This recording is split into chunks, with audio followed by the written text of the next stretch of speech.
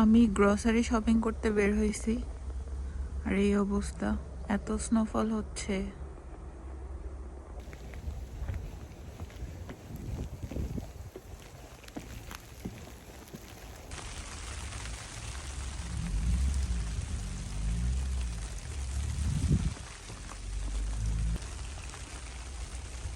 এখন বের হয়েও মনে হয় একটা বিপদে পড়লাম, সব সাদা হয়ে গেছে।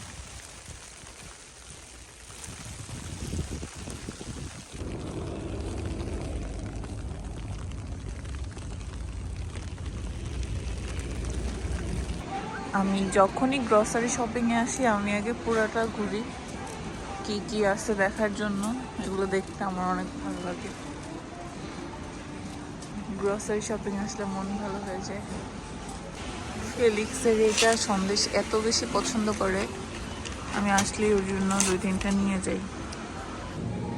অনেক কিছু কিনে ফেলেছি, বাইরে বরফ পড়তেছে, এর বেশি নিয়ে আজকে আর বাসায় যেতে পারবো না। বাসায় চলে আসছি, ভাবলাম একটু চিংড়ি পোলাও বানাই, অনেকদিন চিংড়ি পোলাও খাওয়া হয় না। আমি বানাচ্ছি চিংড়ি পোলাও, শর্টকাট চিংড়ি পোলাও আর কি, একদম প্রপার ওয়েতে না, নিজে একা একা খাওয়ার জন্য। আর বাইরে অনেক সুন্দর রোদ উঠছে। এটা আসলে চিংড়ি পোলাও না, বাসমতি চাল দিয়ে করব, তো চিংড়ি বিরিয়ানি টাইপের কিছু একটা হবে আর কি। চিংড়ি মাছ দিয়ে আসলে যাই বানাই সব কিছুই ভালো লাগে। হয়ে গেছে আমার রান্না, এটা বানাতে খুবই কম সময় লাগে। মশলাটা আমি আগেই রেডি করে রেখেছিলাম, আর এখানে আমি খেতে বসে পড়েছি। এটা হচ্ছে সন্ধ্যার একটা ভিডিও।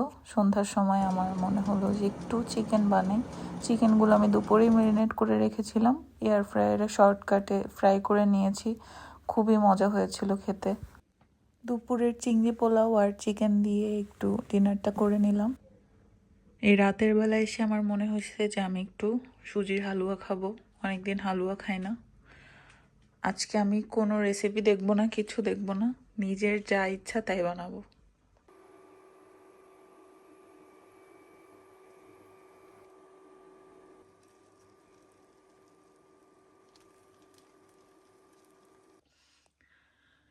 এটা আমার একটা ফেল প্রোডাক্ট। আমি খুবই অদ্ভুত একটা জিনিস বানাইছি সুজির নামে, কিছুই হয় নাই, কিন্তু খাওয়া চলে আর কি।